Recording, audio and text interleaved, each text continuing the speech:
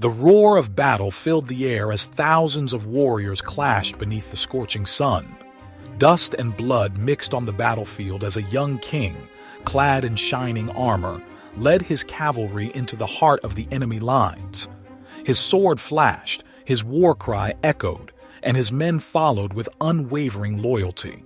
This was Alexander the Great, unstoppable, fearless, and destined to carve his name into history.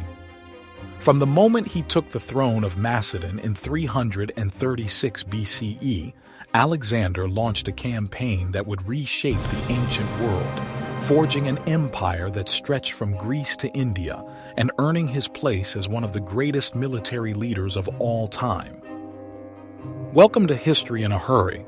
I'm Professor Malcolm Mazer, and in this episode we will learn about Alexander the Great. Born in 356 BCE in Pella, the capital of Macedon, Alexander was the son of King Philip II and Queen Olympias. From an early age, he was groomed for greatness. His father, a brilliant military strategist, provided him with hands-on experience in warfare and governance. Meanwhile, his mother, a fiercely ambitious woman, instilled in him a deep belief in his divine destiny.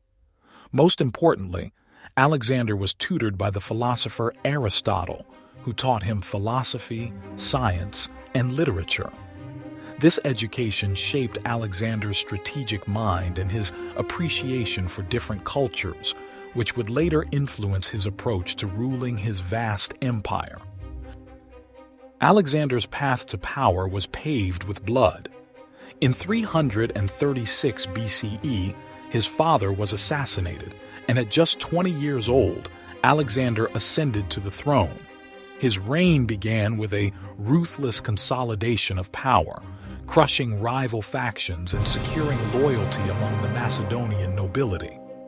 With Greece under his control, he set his sights on an even greater prize, the Persian Empire, the most powerful kingdom of the time.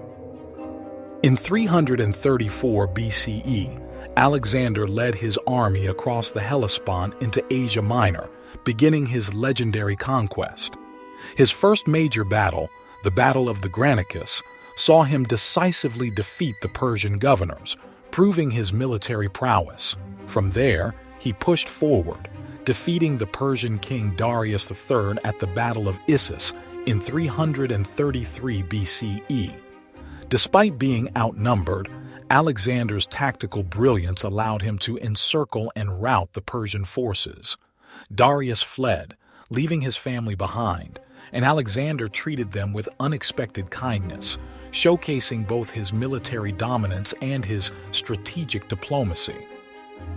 Alexander then turned his attention to the rich cities of Phoenicia and Egypt. After a brutal siege, he captured the island city of Tyre in 332 BCE, demonstrating his relentless determination. When he arrived in Egypt, the people welcomed him as a liberator from Persian rule.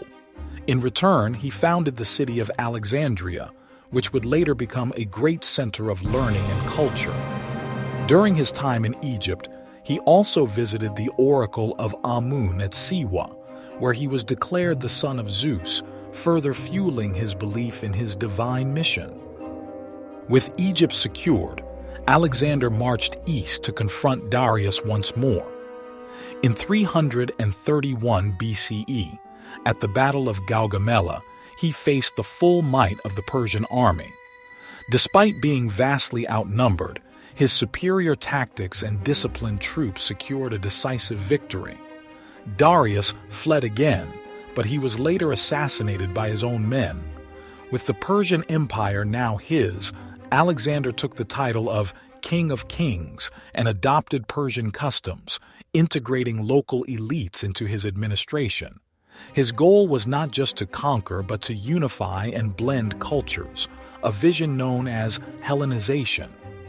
Alexander continued his campaigns, pushing into Central Asia and Afghanistan, where he faced fierce resistance. He married Roxana, a Bactrian princess, to solidify his rule in the region. However, his greatest challenge awaited in India.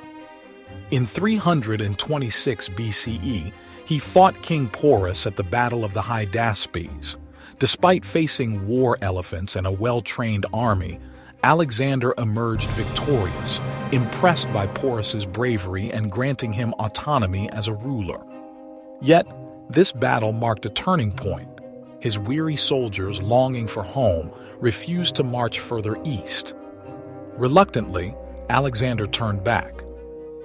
Returning to Babylon in 323 BCE, Alexander was at the height of his power. He planned new campaigns, including an invasion of Arabia, but fate had other plans. That same year, at the age of 32, he fell ill and died under mysterious circumstances.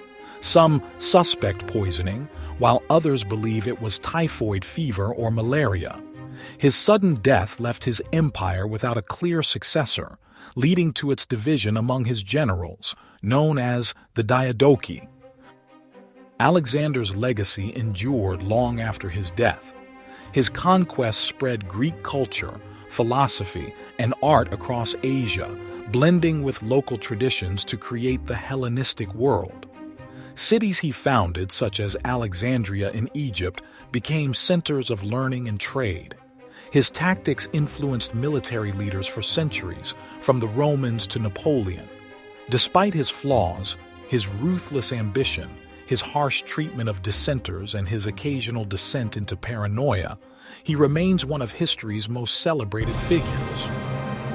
Alexander the Great was more than a conqueror. He was a visionary who sought to unite East and West. Though his empire crumbled after his death, his impact on history remains undeniable. He changed the world not just through war, but through the exchange of ideas, cultures, and traditions. In every battlefield he conquered, in every city he built, and in every legend that followed, Alexander's name lives on as a symbol of greatness. Thanks for racing through history with us on History in a Hurry. If you enjoyed today's quick dive into the past, don't forget to like, subscribe, and hit that notification bell so you never miss a fast-paced trip through time. Please reply in the comments with ideas for our next history lesson. See you in the next one.